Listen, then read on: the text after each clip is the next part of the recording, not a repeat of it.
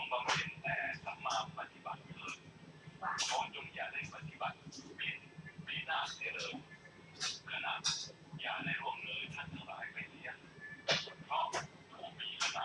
อันล่วงเลยไปเสียแล้วย่อมพากันไปเศร้าโศกยันเยียดอยู่ในนรกถึงท่านจะสิ้นความแก่อันเร็วตามถึงท่านจะสิ้นความแก่อันทำให้ผิวพรรณฟางไปโรคอันน่าถึงยาวก็คงเป็นความแก่อย่างอยู่นั่นเองแม้ผู้ใด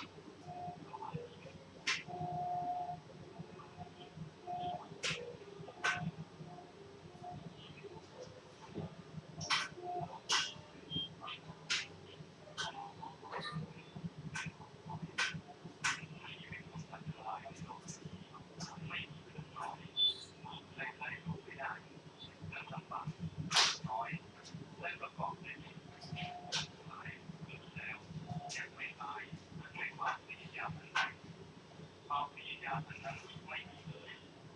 แม้ที่ได้ถึงเวลาก็ต้องตายว่าทุกคนไปมีอย่างที่เป็นธรรมดา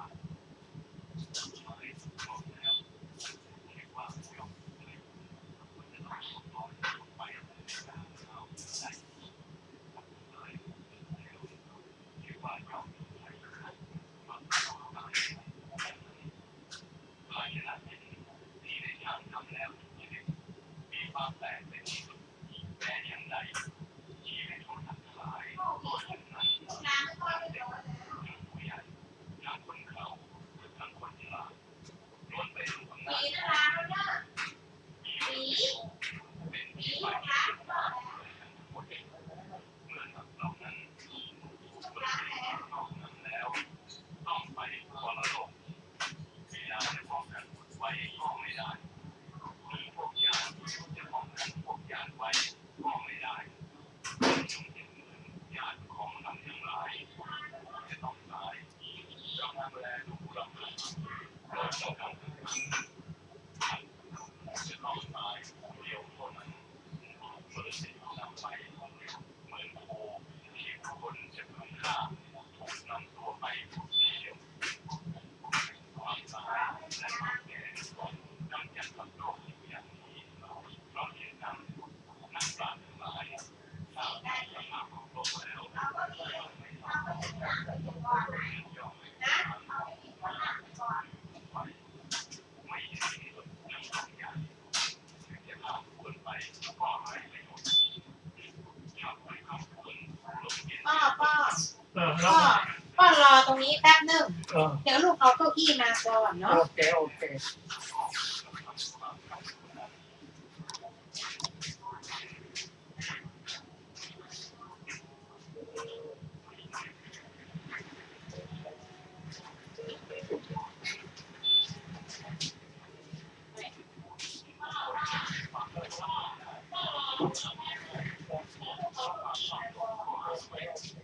เดี๋ยวพ่อไปอยู่ที่โต๊ะยืนที่โต๊ะก่อนเนาะพ่อไปที่โต๊ะก่อนเดี๋ยวค่ะพ่อไปที่โต๊ะก่อนพ่อไปเอาตีลงกับลูกเข็นมาได้อ่ะโอเคไม่ได้แล้วก็เอาของวางก่อน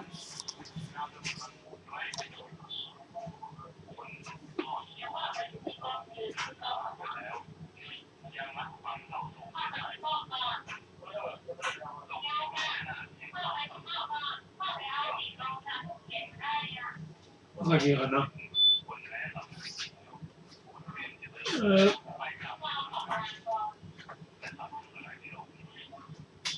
เดี๋ยวเนาะเดี๋ยวลูกจะเอาอะไรเจ้าเจ้าพี่กำลังจะมาแล้วนั่งได้เลยนั่งได้เนาะเจ้านั่งได้เลยนั่งได้เลย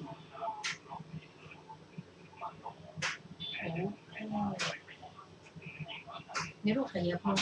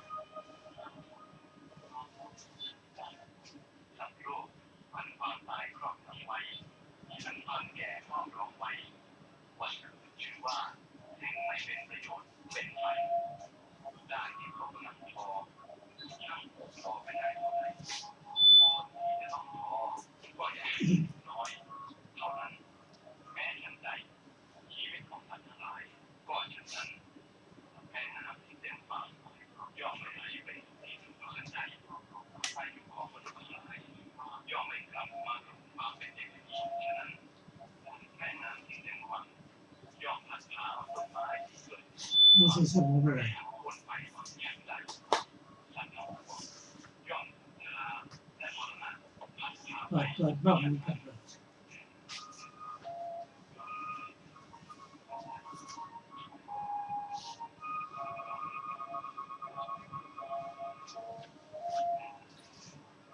นักปราชญ์ทั้งหลายกล่าวชีวิตนั้นว่าเป็นของน้อยนักเราเห็นสัตว์ที่เป็นไปในอำนาจของความอยากในโลกอะไรก็กำลังเดินรถอยู่ในโลกนรชนอะไรเรื่องราวย่อมหมดเผยในทางพุทธราชนรชน เราเรียนมาเนอะ อย่างไรปราศจากความอยากในภพ มันมีมันเป็นแยกมากมองแบ่งไม่เห็นมา พระพุทธเจ้าเป็นเผ่าพันธุ์แห่งพระอาทิตย์ทรงแสดงแล้วว่า อุปมาด้วยฟองน้ำเวทนาอุปมาด้วยฟองน้ำสัญญาอุปมาด้วยยักษ์และสังขารอุปมาด้วยต้นกล้วยและวิญญาณอุปมาด้วยคนแย่ที่ย่อมเพ่งพิจารณาเป็นธรรมะโดยแยกคายด้วยประการใดๆเป็นขันธ์ย่อมปรากฏเป็นของว่างเป็นของเปล่าด้วยประการนั้นก็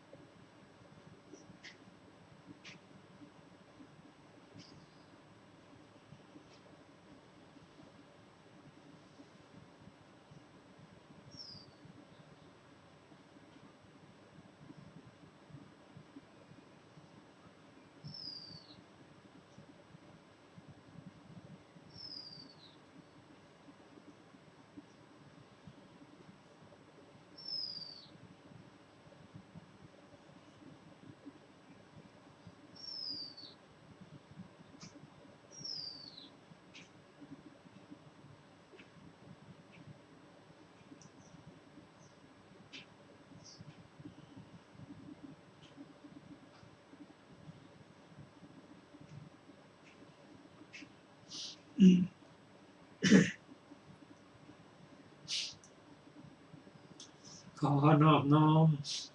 แด่พระผู้มีพระภาคเจ้าพระองค์นั้นซึ่งเป็นผู้ไกลจากกิเลสตรัสชอบได้โดยพระองค์เองสวัสดีครับท่านผู้ฟังที่เคารพครับท่านผู้ฟังกำลังรับฟังรายการศึกษาพระพุทธศาสนาตามพระไตรปิฎกมีเสนอให้ท่านผู้ฟังทุกวันอาทิตย์ตั้งแต่เวลา 15 นาฬิกาถึง 16 นาฬิกาดำเนินรายการโดยกระผมพันเอกธนัทเดชะมีอาจารย์สุรภาเดชะเป็นผู้ร่วมรายการวันนี้เราได้นำพระไตรปิฎกฉบับอรรถกถาเล่มที่ 43 พุทธกนิกายคาถาธรรมบทมาศึกษากัน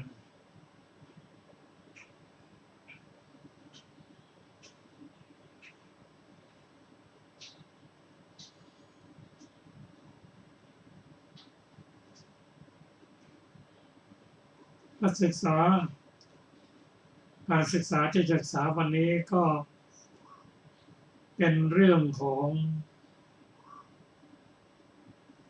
คาถาธรรมบท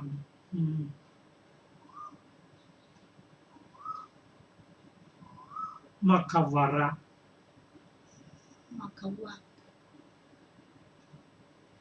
ซึ่งในส่วนนี้จะมีพระสูตรต่างๆ10 เรื่องด้วยกันเริ่มต้นด้วย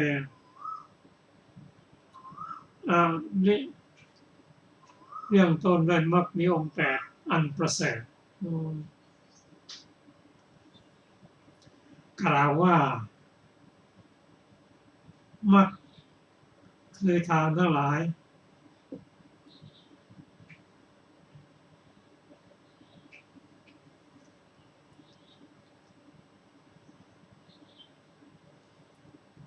มรรคคือทางทั้งหลายอันประเสริฐ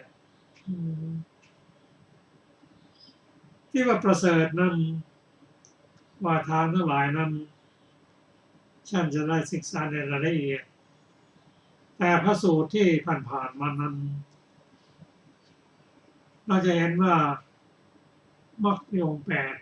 8ที่พระองค์แสดงแก่กลุ่มพระปัญจวัคคีย์5 รูปนั้นเมื่อได้ฟังพระสูตรส่วนนี้ก็มีดวงตาเห็นธรรมเป็นอริยบุคคลเบื้องต้นตามลำดับกัน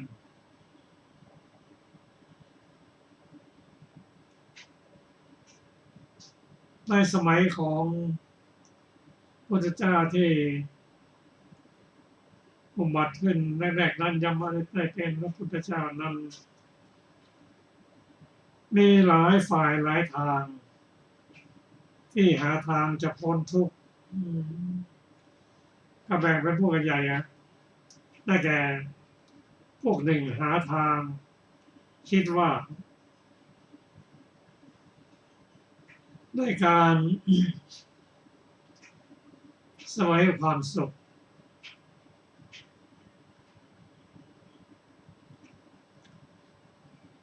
ปฏิบัติไปเรื่อยๆ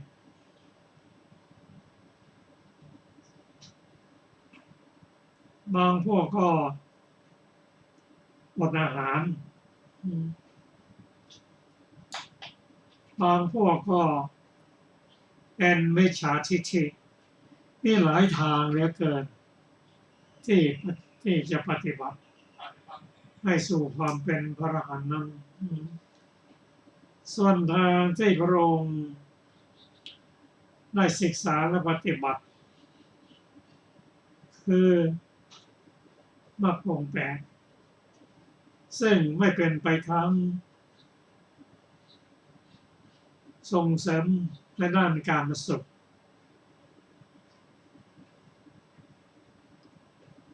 ไม่ทำให้เกิดความทุกข์เกินไปเช่นอดอาหารเป็นต้นพระองค์ได้ประมวลหาทางที่ดีที่สุดก็คือมรรคองค์ 8พระองค์นำมาปฏิบัติ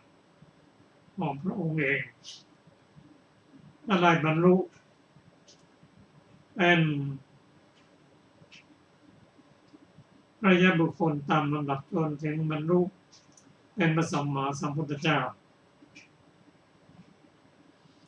และได้นำคำข้อปฏิบัติของพระองค์มาเป็นปริยัติสอนมรรคองค์ 8สอนมรรคองค์ 8แก่พระบรรเจ้าทีจนได้สำเร็จเป็นอริยบุคคลตามลำดับ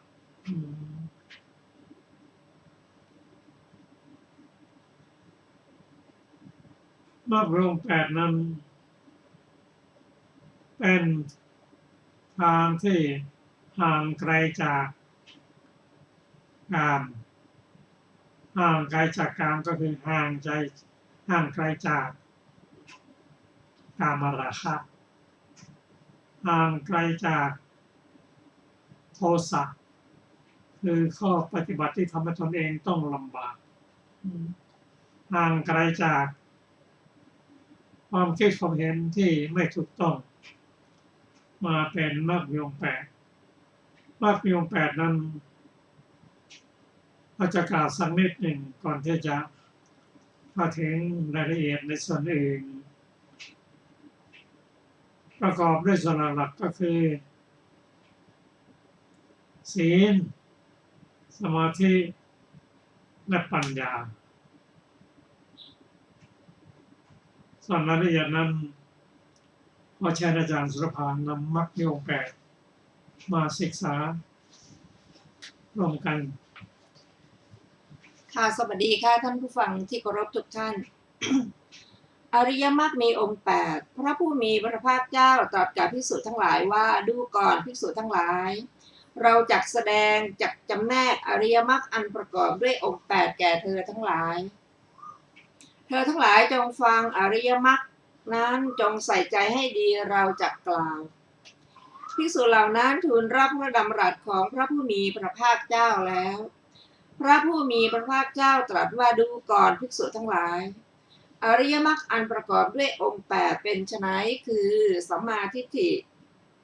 สัมมาสังกัปปะสัมมาวาจาสัมมากัมมันตะสัมมาอาชีวะสัมมาวายามะสัมมาสติและสัมมาสมาธิดูก่อนภิกษุทั้งหลายสัมมาทิฏฐิเป็นไฉน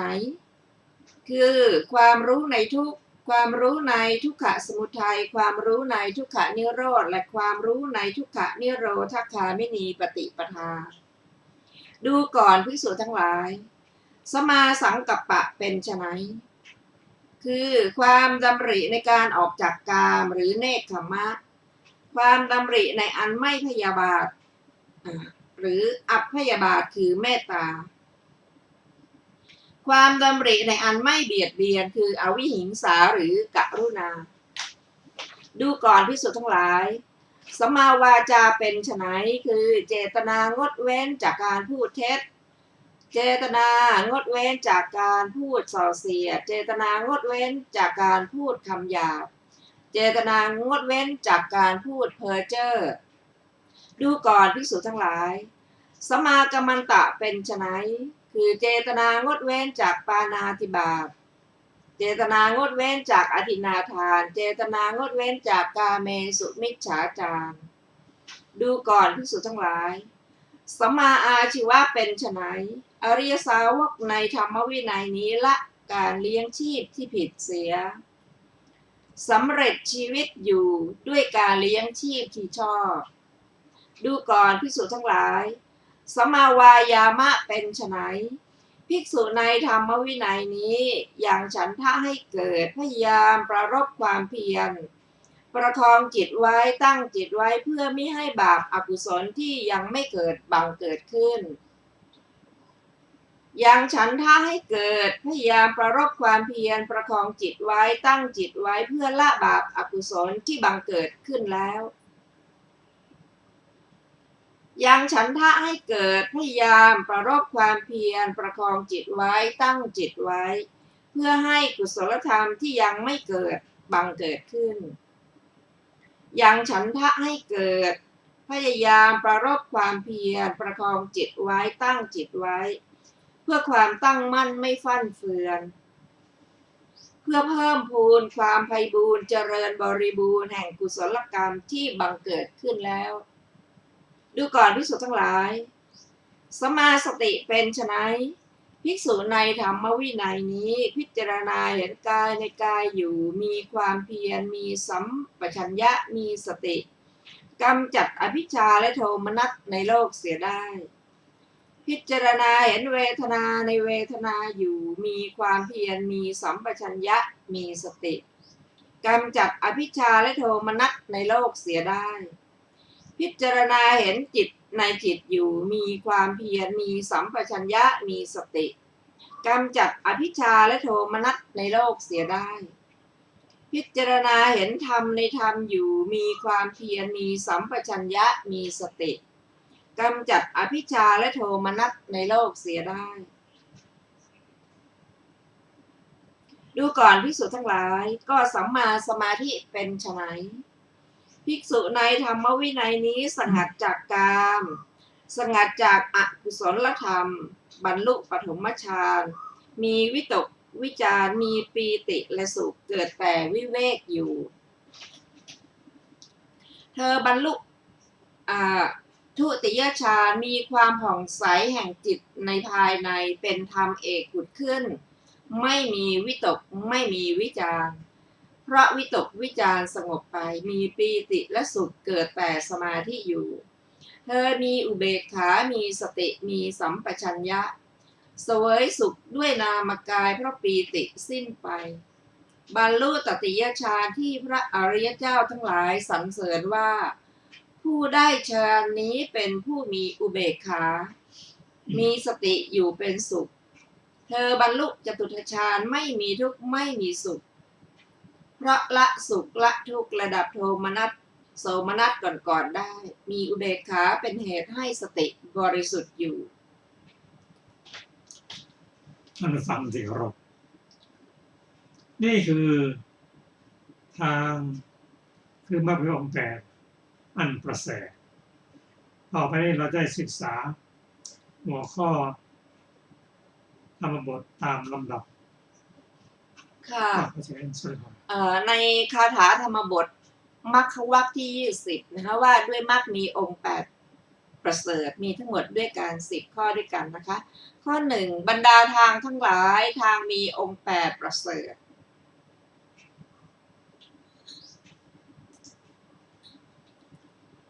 บรรดาทางทั้งหลาย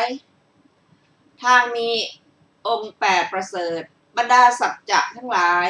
บท4ประเสริฐบรรดาธรรมทั้งหลายวิราคะประเสริฐบรรดาสัตว์สองเท้าและอรูปธรรมทั้งหลายพระตถาคตผู้มีจักษุประเสริฐทางนี้เท่านั้นเพื่อความหมดจดแห่งทัศนะทางอื่นไม่มีเพราะฉะนั้นท่านทั้งหลายจงดำเนินตามทางนี้เพราะทางนี้เป็นที่ยังมารและเสนามารให้หลงด้วยว่าท่านทั้งหลายดำเนินไปตามทางนี้แล้วจักทำที่สุดแห่งทุกข์ได้เราทราบทางเป็นที่สลัดลูกศรแล้วจึงบอกแก่ท่านทั้งหลายท่านทั้งหลายพึงทำความเพียรเครื่องเผากิเลสพระตถาคตทั้งหลายเป็นแต่ผู้บอกชนทั้งหลายผู้ดำเนินไปแล้วมีปกติเพ่งพินิจย่อมหลุดพ้นจากเครื่องผูกของมาร 2. เมื่อใดบัณฑิตย่อมเห็นด้วยปัญญาว่าสังขารทั้งปวงไม่เที่ยงเมื่อนั้นย่อมหน่ายในทุกข์ความหน่ายในทุกข์นั่นเป็นทางแห่งความหมดจดเมื่อใดบัณฑิตเห็นด้วยปัญญาว่าสังขารทั้งปวงเป็นทุกข์เมื่อนั้นย่อมหน่ายสังขารย่อมหน่ายในทุกข์ความหน่ายในทุกข์นั่นเป็นทางแห่งความหมดจด เมื่อใดบัณฑิตย่อมเห็นด้วยปัญญาว่าธรรมทั้งปวงเป็นอนัตตาเมื่อนั้นย่อมหน่ายในทุกข์ความหน่ายในทุกข์นั่นเป็นทางแห่งความหมดจด 3. ก็บุคคลยังหนุ่มแน่นมีกำลังแต่ไม่ขยันในการที่ควรขยันเข้าถึงความเป็นผู้เกียจคร้านมีใจประกอบด้วยความดำริอันจมแล้วที่เกียจคร้านย่อมไม่พบทางด้วยปัญญา 4. บุคคลผู้มีปกติรักษาวาจาสำรวมดีแล้วด้วยใจและไม่ควรทำอกุศลด้วยกายพึงยังกรรมบททั้ง3เหล่านี้ให้หมดจดทั้งยินดีทางที่ท่านผู้แสวงหาคุณประกาศแล้ว 5. ปัญญาย่อมเกิดเพราะการประกอบแลความสิ้นไปแห่งปัญญาเพราะการไม่ประกอบบัณฑิตรู้ทางสองแพร่งแห่งความเจริญและความเสื่อมนั่นแล้วพึงตั้งตนไว้โดยประการที่ปัญญาจะเจริญขึ้นได้ 6. ท่านทั้งหลายจงตัดกิเลสดุจป่าอย่าตัดต้นไม้ไผ่ย่อมเกิดแต่กิเลสดุจป่าภิกษุทั้งหลายท่านทั้งหลายจงตัดกิเลสดุจป่าและดุจหมู่ไม้ตั้งอยู่ในป่าแล้วเป็นผู้ไม่มีกิเลสดุจป่าเถิดเพราะกิเลสดุจหมู่ไม้ตั้งอยู่ในป่าถึงมีประมาณนิดหน่อยของนรชนยังไม่ขาดในนารีทั้งหลายเพียงใดเขาเป็นเหมือนลูกโคที่ยังดื่มน้ำนมมีใจปฏิภัทในมารดาเพียงนั้น 7. เธอจงตัดความเยื่อใยของตนเสียเหมือนบุคคลถอนดอกโกมุตที่เกิดในสรทการด้วยมือจงเจริญทางแห่งสันติทีเดียวเพราะพระนิพพานอันพระสุ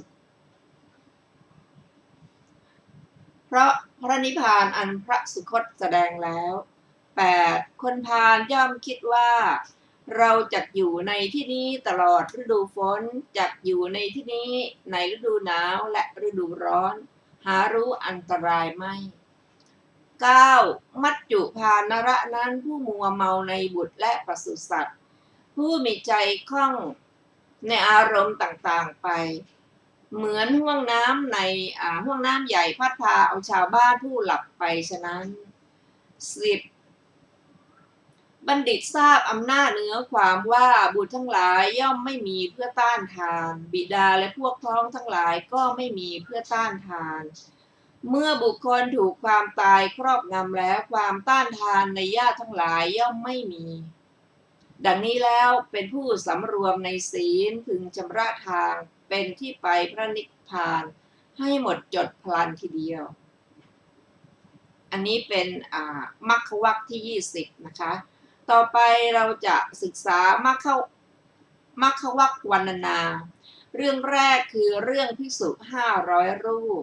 ข้อความเบื้องต้นพระศาสดาเมื่อประทับในพระเชตวันทรงปรารภภิกษุ500รูปตรัสพระธรรมเทศนานี้ว่ามัคคานัตถังกิโกเป็นต้นพวกภิกษุพูดถึงทางที่ตนเที่ยวไป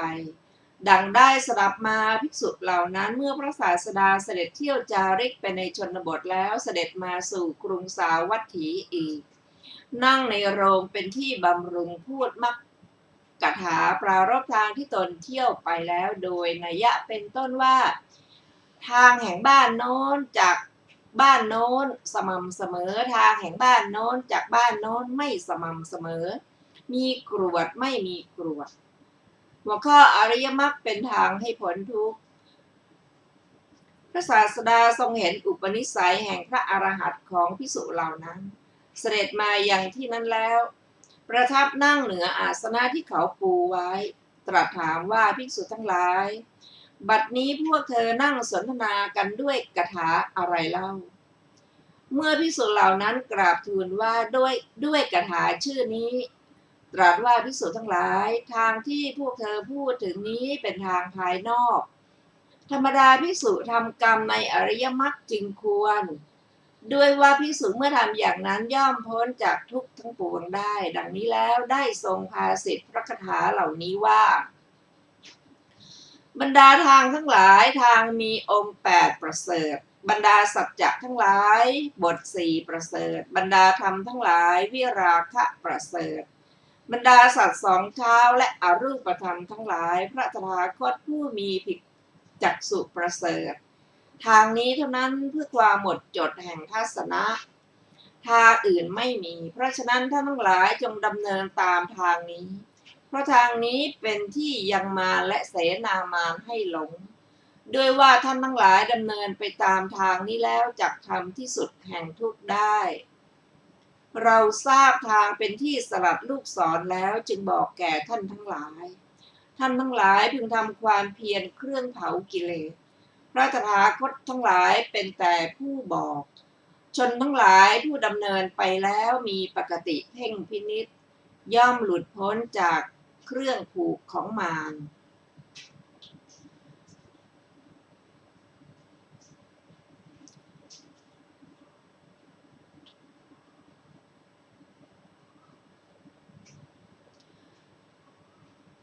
บรรดาบทเหล่านั้นบทว่า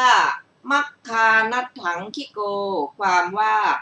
ทางทั้งหลายจงเป็นทางไปด้วยแข้งเป็นต้นก็ตามเป็นทางทิฏฐิ62ก็ตามบรรดาทางแม้ทั้งหมดทางมีองค์8อันทำการละทาง8มีมิจฉาทิฏฐิเป็นต้นด้วยองค์8มีสัมมาทิฏฐิเป็นต้นทำนิโรธให้เป็นอารมณ์ยังกิจมีอันกำหนดรู้ทุกข์เป็นต้นในสัจจะแม้ทั้งสี่ให้สำเร็จประเสริฐคือยอดเยี่ยมบาทพระคาถาว่าสัจจานังจตุโรปทาความว่าบรรดาสัจจะเหล่านี้แม้ทั้งหมดจงเป็นวจีสัจจะอันมาแล้วในพระบาลีว่าบุคคลพึงกล่าวคำสัตย์ไม่พึงโกรธเป็นต้นก็ตามเป็นสมมุติสัจจะอันต่างโดยสัจจะเป็นต้นว่าเป็นพราหมณ์จริงเป็นกษัตริย์จริงก็ตามเป็นทิฏฐิสัจจะโดยนัยยะว่าสิ่งนี้เท่านั้นจริงสิ่งอื่นเปล่าเป็นต้นก็ตามเป็นปรมัตถสัจจะอันต่างโดยสัจจะเป็นต้นว่าทุกเป็นความจริงอันประเสริฐก็ตามบทสี่มีบทว่าทุกเป็นความจริงอันประเสริฐเป็นต้นชื่อว่าประเสริฐเพราะอัตถะว่าทุกอัญโยคาวจรควรกำหนดรู้เพราะอัตถะว่าสมุทัยอัญโยคาวจรควรละเพราะอัตถะว่านิโรธอัญโยคาวจรควรทำให้แจ้งเพราะอัตถะว่ามรรคมีองค์8อัญโยคาวจรควรเจริญเพราะอัตถะว่าแทงตลอดได้ด้วยญาณอันเดียวและเพราะอัตถะว่าแทงตลอดได้โดยแน่นอนบาทพระคาถาว่าวิราโคเศรษโธธรรมานังความว่าบรรดาธรรมทั้งปวงวิราคะกล่าวคือพระนิพพานชื่อว่าประเสริฐเพราะพระพุทธพจน์ว่าภิกษุทั้งหลายธรรมทั้งหลายที่ปัจจัยปรุงแต่งก็ดีที่ปัจจัยไม่ปรุงแต่งก็ดีมีประมาณเพียงไรบรรดาธรรมเหล่านั้นวิราคะเรากล่าวว่าเป็นยอดบาทพระคาถาว่าที่ปะทานัญจะจักคุมาความว่าบรรดาสัตว์สองเท้าโดยต่างขออภัยบรรดาสัตว์สองเท้าอันต่างโดยเทวดาและมนุษย์เป็นต้นแม้ทั้งหมดพระตถาคตผู้มีจักษุ5ประการเท่านั้นประเสริฐจะศัพท์มีอันประมวลมาเป็นอัฏฐะย่อมประมวลเอาอรูปธรรมทั้งหลายด้วยเพราะฉะนั้นแม้บรรดาอรูปธรรมทั้งหลายพระตถาคตก็เป็นผู้ประเสริฐคือสูงสุดบาทพระคาถาว่าทัศนัสสวิสุทธิยาความว่าทางใดที่เราตถาคตกล่าวว่าประเสริฐทางนั่นเท่านั้นเพื่อความหมดจดแห่งทัศนะคือมรรคและผลทางอื่นย่อมไม่มีบทว่าเอตังหิความว่าเพราะเหตุนั้นท่านทั้งหลายจงดำเนินทางนั้นนั่นแหละก็บทว่ามาระเสนัปปะโมหนังนั่นพระผู้มีพระภาคเจ้าย่อมตรัสว่าเป็นที่หลงแห่งมารคือเป็นที่ลวงแห่งมารบทว่าทุกขสะความว่าท่านทั้งหลายจักทำที่สุดคือเขตแดนแห่งความทุกข์ในวัฏฏะแม้ทั้งสิ้นได้บทว่าสันละสัจ ทนังความว่าเราเว้นจากกิจทั้งหลายมีการได้ฟังจากผู้อื่นเป็นต้นทราบทางนั่นอันเป็นที่สลัดออกคือย่ำยีได้แก่ถอนออกซึ่งลูกศรทั้งหลายมีลูกศรคือราคะเป็นต้นโดยประจักษ์แก่ตนแล้วทีเดียวจึงบอกทางนี้บัดนี้ท่านทั้งหลายพึงทำได้แก่ควรทำความเพียรคือสัมมัปปทานอันถึงซึ่งการนับว่าอาตัปปะเพราะเป็นเครื่องเผากิเลสทั้งหลายเพื่อประโยชน์แก่การบรรลุทางนั้นเพราะพระตถาคตทั้งหลายเป็นแต่ผู้บอกอย่างเดียวเพราะฉะนั้นชนทั้งหลายผู้ปฏิบัติแล้วด้วยสามารถแห่งทางที่พระตถาคตเจ้าเหล่านั้นตรัสบอกแล้วมีปกติเพ่งด้วยฌานสองอย่างย่อมหลุดพ้นจากเครื่องผูกแห่งมารกล่าวคือวัฏฏะอันเป็นไปในภูมิสามในเวลาจบเทศนาภิกษุเหล่านั้นดำรงอยู่แล้วในพระอรหัตผลพระธรรมเทศนาได้สำเร็จประโยชน์แม้แก่บุคคลผู้ประชุมกันแล้วดังนี้แลก็จบเรื่องภิกษุ500 รูปต่อไปเป็นเรื่องที่2เรื่องภิกษุ500 รูปอื่นอีกข้อความเบื้องต้นพระศาสดาเมื่อประทับอยู่ในพระเชตวันทรงปรารภภิกษุ500 รูปตรัสพระธรรมเทศนานี้ว่าสัพเพสังขาราเป็นต้นหัวข้อภิกษุเรียนกรรมฐานดังได้สดับมาภิกษุเหล่านั้นเรียนกรรมฐานในสำนักพระศาสดาแล้วแม้ภาคเพียรพยายามอยู่ในป่าก็ไม่บรรลุพระอรหันต์จึงคิดว่าเราจะเรียนกรรมฐานให้วิเศษดังนี้แล้วได้ไปสู่สำนักพระศาสดาหัวข้อทางแห่งความหมดจดพระศาสดาทรงพิจารณาว่ากรรมฐานอะไรหนอแลเป็นที่สบายของภิกษุเหล่านี้จึงทรงดำริว่าภิกษุเหล่านี้ในการแห่งพระพุทธเจ้าทรงพระนามว่ากัสสปะตามประกอบแล้วในอนิจจลักษณะสิ้น 20,000 ปีเพราะฉะนั้นการแสดงคาถาด้วยอนิจจลักษณะนั้นแลแก่เธอทั้งหลายสักหนึ่งคาถาย่อมควรดังนี้แล้วตรัสว่าภิกษุทั้งหลายสังขารแม้ทั้งปวงในภพทั้งหลายมีกามภพเป็นต้นเป็นสภาพไม่เที่ยงเลยเพราะอัตถะว่ามีแล้วไม่มีดังนี้จึงตรัสพระคาถานี้ว่าสัพเพสังขาราอนิจจาติยะธาปัญญายะปัสสติอัฏฐนิพพินทติทุกเขเอสามัคโควิสุทธิยาเมื่อใดบัณฑิตย่อมเห็นด้วยปัญญาว่าสังขารทั้งปวงไม่เที่ยงเมื่อนั้นย่อมหน่ายในทุกความหน่ายในทุกนั่นเป็นทางแห่งความหมดจดแก้อัดบรรดาบทเหล่านั้นหลายบทว่าสเพสังขาราเป็นต้นความว่าเมื่อใดบัณฑิตย่อมเห็นด้วยวิปัสสนาญาณเข้าไปเห็นด้วยวิปัสสนาปัญญาว่าขันธ์ทั้งหลายที่เกิดขึ้นแล้วในภพทั้งหลายมีกามภพเป็นต้นชื่อว่าไม่เที่ยงเพราะต้องดับในภพนั้นๆเองเมื่อนั้นย่อมหน่ายในทุกอันเนื่องด้วยการบริหารขันธ์นี้เมื่อหน่ายย่อมแทงตลอดสัจจะทั้งหลายด้วยสามารถแห่งกิจมีการกำหนดรู้ทุกเป็นต้นบาทพระคาถาว่าเอสามัคโควิสุทธิยาความว่าความหน่ายในทุกนั่นเป็นทางแห่งความหมดจดคือแห่งความผ่องแผ้วในเวลาจบเทศนาภิกษุเหล่านั้นตั้งอยู่ในพระอรหัตผลแล้วเทศนาได้สำเร็จประโยชน์แม้แก่บริษัทที่ประชุมกันแล้วดังนี้แลก็จบเรื่องภิกษุ500 รูปอื่นอีกแม้ในพระคาถาที่2เรื่องก็อย่างนั้นเหมือนกันก็ในการนั้นพระผู้มีพระภาคเจ้าทรงทราบความที่ภิกษุเหล่านั้น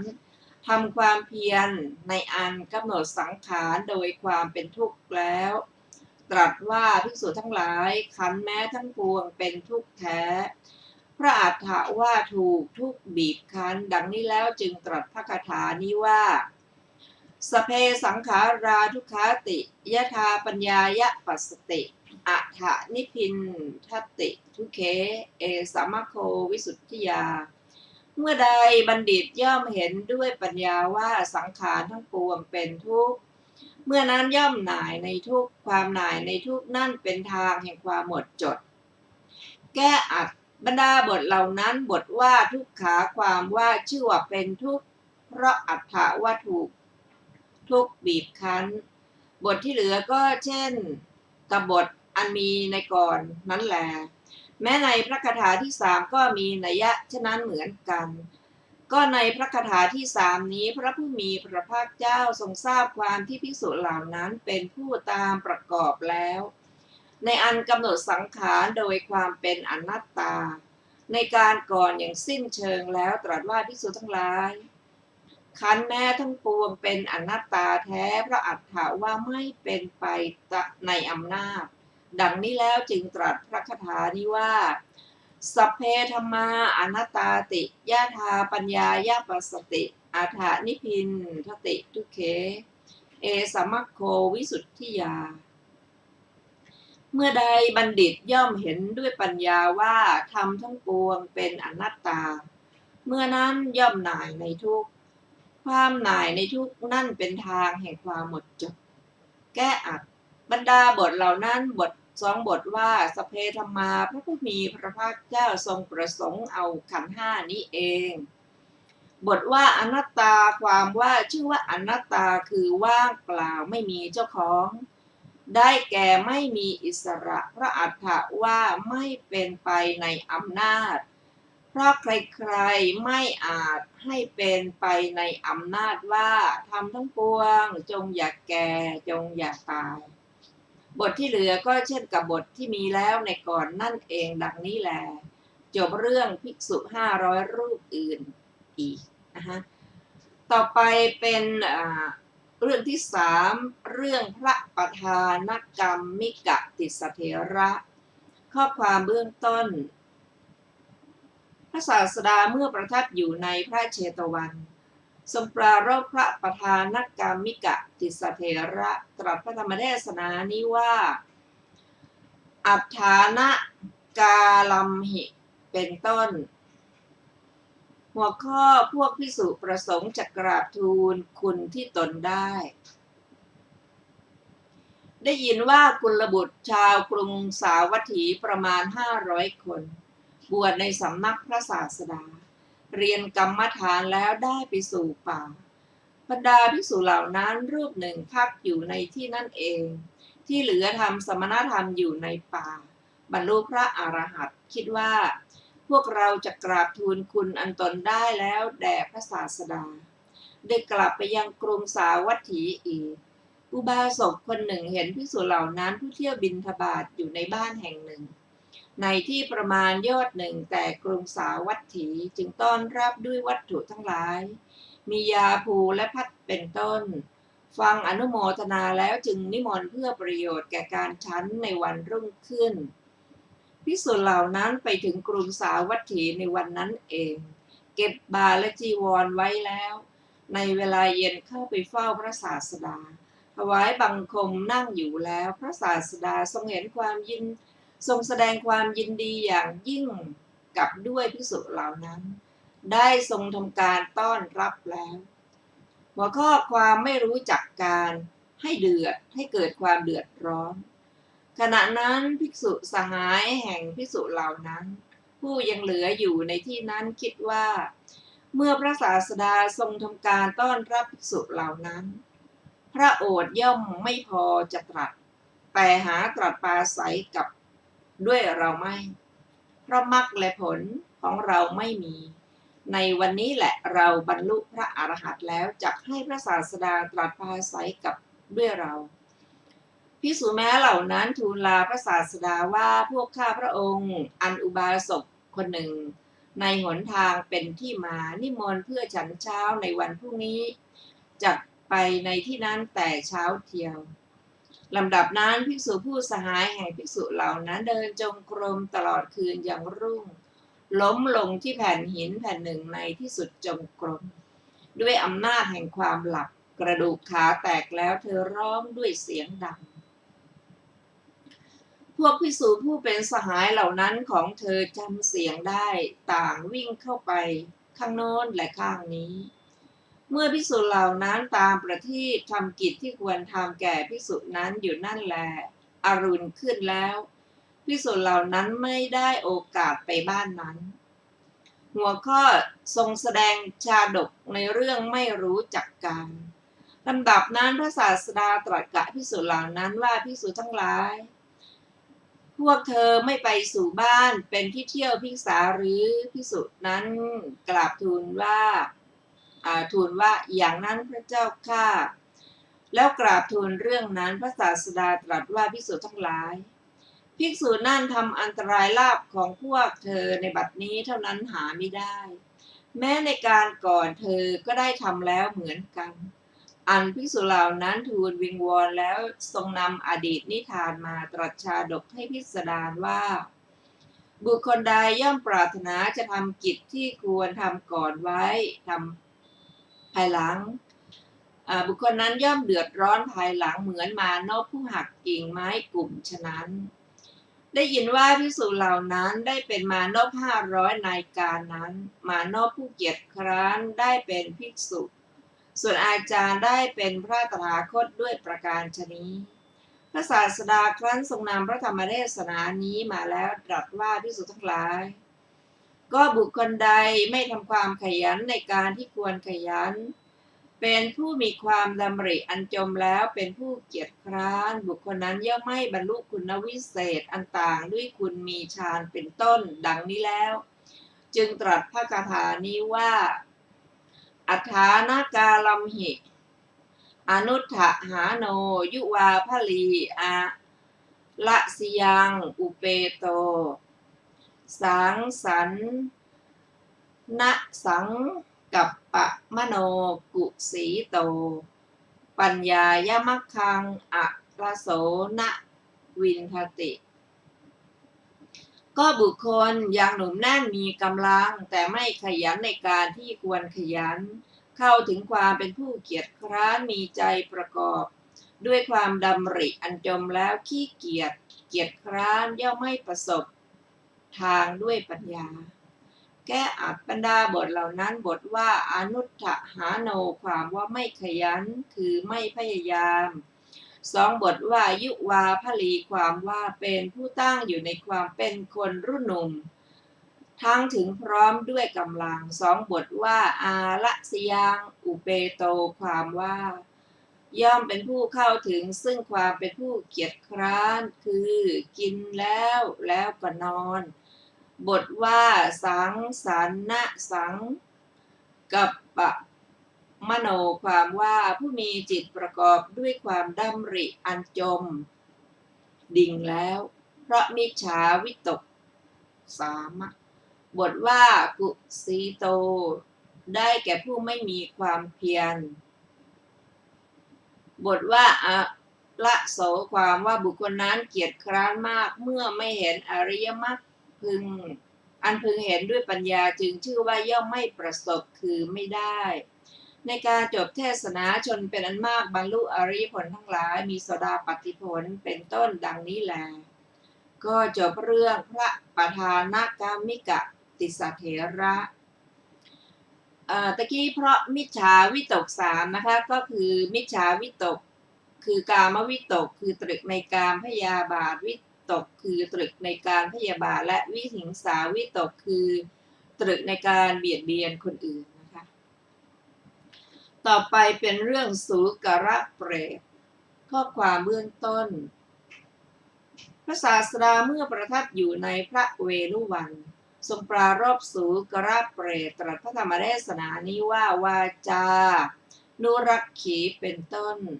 หัวข้อพระมหาโมคคัลลานเถระเห็นเปรตความพิสดารว่าวันหนึ่งพระมหาโมคคัลลานเถระลงจากภูเขาคิชกูฏ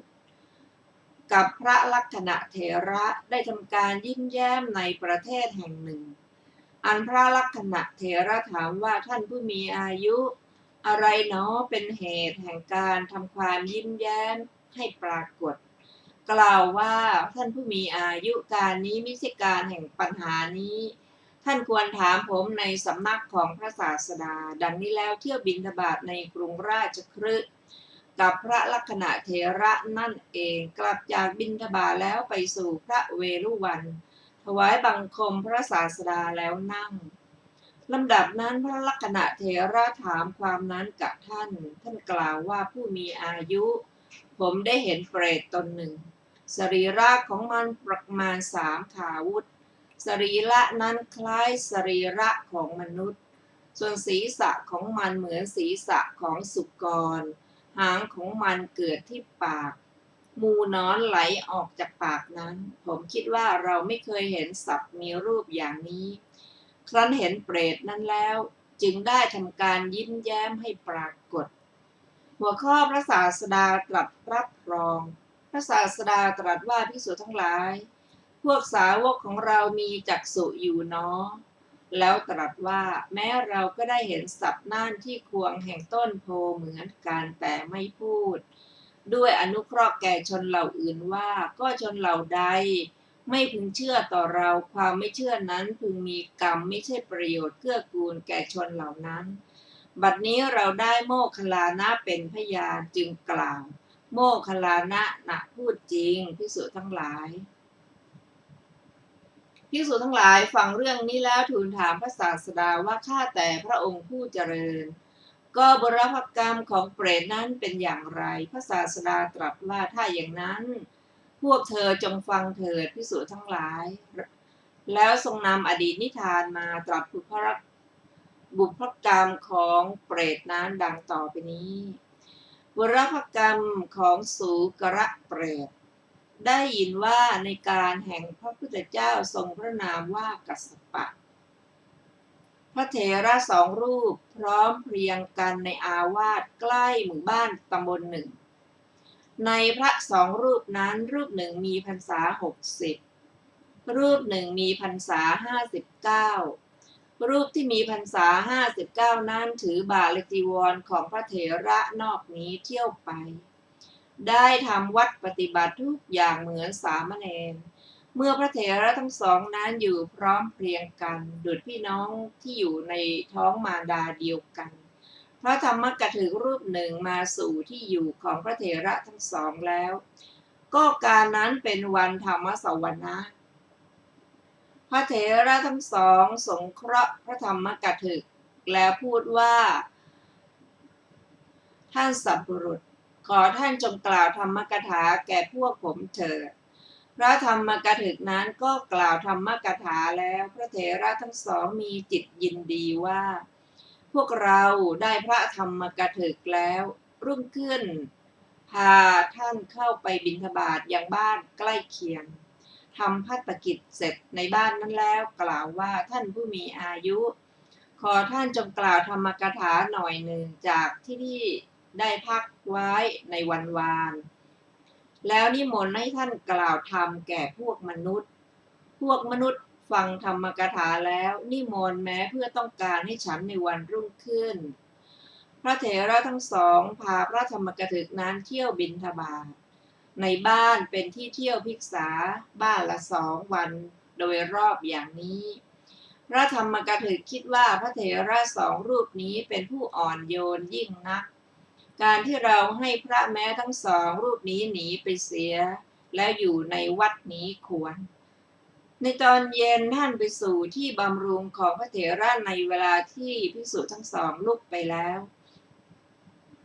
กลับเข้าไปหาพระเถระและพูดว่าท่านผู้เจริญเรื่องบางอย่างที่ผมควรพูดมีอยู่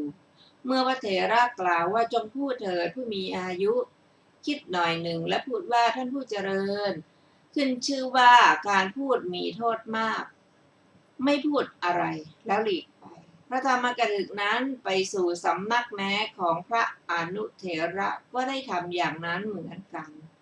ในวันที่2ท่านก็ทำอย่างนั้นเหมือนกันในวันที่3เมื่อความรวนเรอย่างยิ่งเกิดแก่พระเถระทั้งสองนั้นแล้ว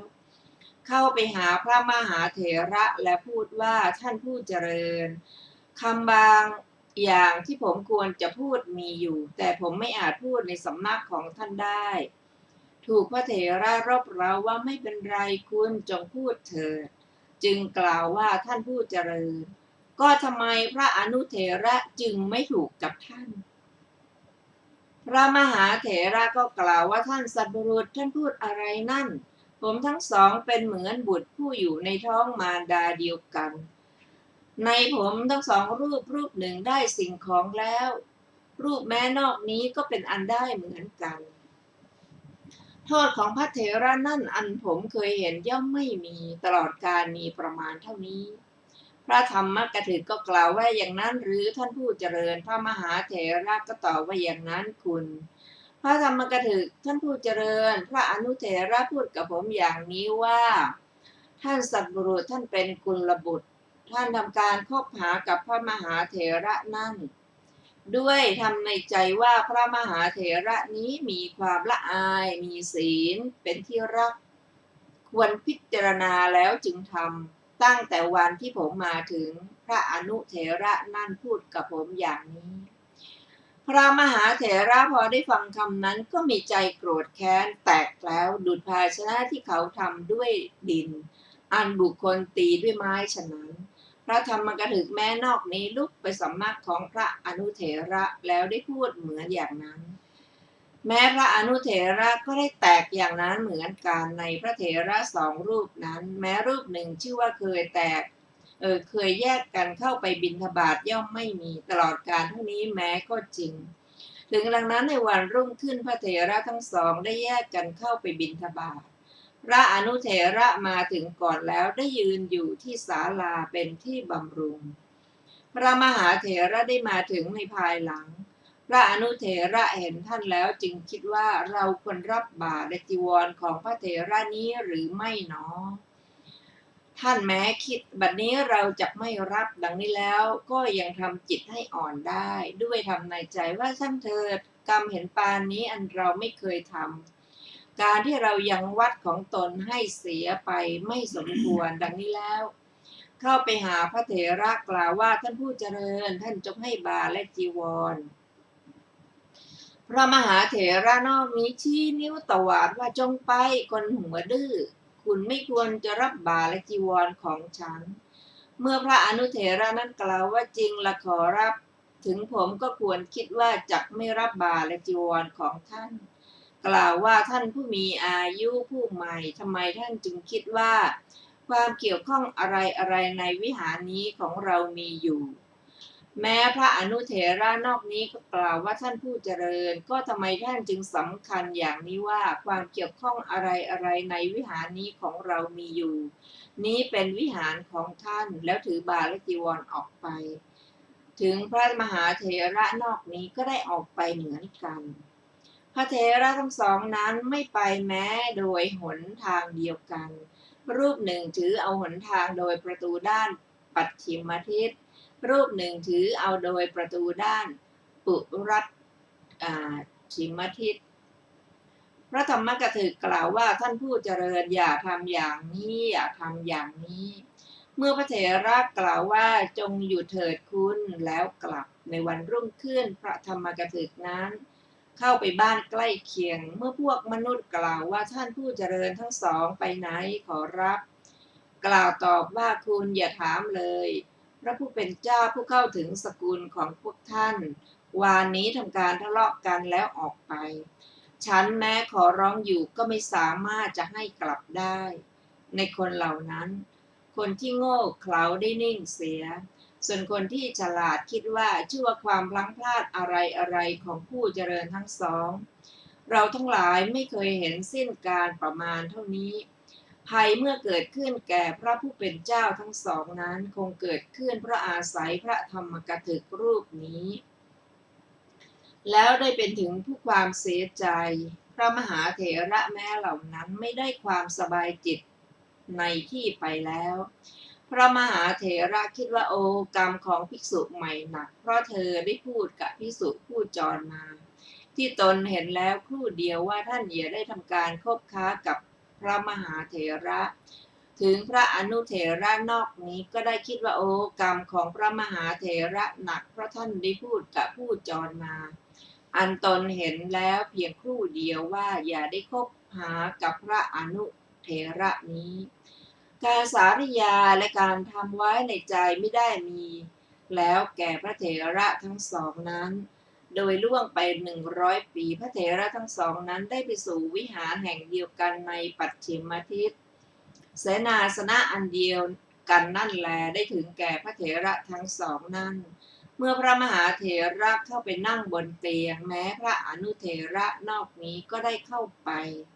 พระมหาเถระพอเห็นพระอนุเถระนั้นก็จำได้ไม่สามารถจะอดกลั้นน้ำตาไว้ได้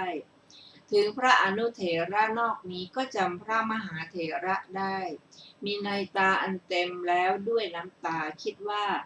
เราจะพูดหรือไม่พูดหนอแลแล้วคิดว่าข้อนั้นไม่ควรเชื่อแล้วไหว้พระเถระกล่าวว่าข้าแต่ท่านผู้เจริญผมถือบาตรและจีวรของท่านได้เที่ยวไปตลอดการประมาณเพียงนี้ก็มารยาทอันไม่สมควรอะไรในทวารทั้ง6มีกายทวารเป็นต้นของผมอันท่านเคยเห็นแล้วหรือพระมหาเถระตอบว่าไม่เคยเห็นผู้มีอายุพระอนุเถระก็ว่าเมื่อเป็นเช่นนั้นทำไมท่านจึงได้พูดกับพระธรรมกถึกว่าอย่าได้ทำการคบหากับพระอนุเถระนั้นพระมหาเถระก็พูดว่าผู้มีอายุผมหาพูดอย่างนั้นไม่ในย่าว่าท่านพูดอย่างนี้ในระหว่างของเราพระอนุเถระก็กล่าวว่าท่านผู้เจริญแม้ผมก็ไม่ได้พูดในขณะนั้นพระเถระทั้งสองนั้นก็ได้ทราบว่าพระธรรมกถึกนั้นจักใคร่ทำลายเราทั้งสองจึงพูดอย่างนั้นเรายังกันและกันให้แสดงโทษแล้วพระเถระทั้งสองนั้นไม่ได้ความสบายใจเลยตลอด100 ปีเป็นผู้พร้อมเพรียงกันในวันนั้นชวนกันว่ามาเถิดเราจะฆ่าพระธรรมกถึกนั้นออกจากวิหารไปแล้วหลีกไปได้ถึงวิหารนั้นโดยลำดับแม้พระธรรมกถึกก็เห็นพระเถระทั้งสองแล้วเข้าไปใกล้เพื่อรับบาตรและจีวรพระเถระทั้งสองชี้นิ้วพูดว่าท่านไม่ควรจะอยู่ในวิหารนี้ต่อไปพระธรรมกถึกนั้นไม่อาจดำรงอยู่ได้ออกหนีไปในทันใดนั่นเองครั้งนั้นสมณธรรมที่เธอบำเพ็ญแล้วสิ้น20,000 ปีมิได้อาจเพื่อจะทรงเธอไว้ได้เธอเคลื่อนจากอัตภาพนั้นแล้วเกิดในอเวจีไม่อยู่สิ้นพุทธันดรหนึ่งมีอัตภาพมีประการดังกล่าวแล้วเสวยทุกข์อยู่ที่ภูเขาคิชกูฏในบัดนี้พระศาสดาตรัสพระธรรมเทศนาพระศาสดาครั้นทรงนำบุรพกรรมนี้ของสุกรเปรตนั้นมาแล้วตรัสว่าภิกษุทั้งหลายธรรมดาว่าภิกษุพึงเป็นผู้เข้าไปสงบด้วยกายเป็นต้นแล้วตรัสพระคาถานี้ว่าบุคคลผู้มีปกติรักษาวาจาสำรวมดีแล้วด้วยใจและไม่ควรทำอกุศลด้วยกายพึงยังกรรมบททั้ง3เหล่านี้ให้หมดจดพึงยินดีทางที่ท่านผู้แสวงหาคุณปรารถแล้วท่านฟังที่เขาให้ค่ะ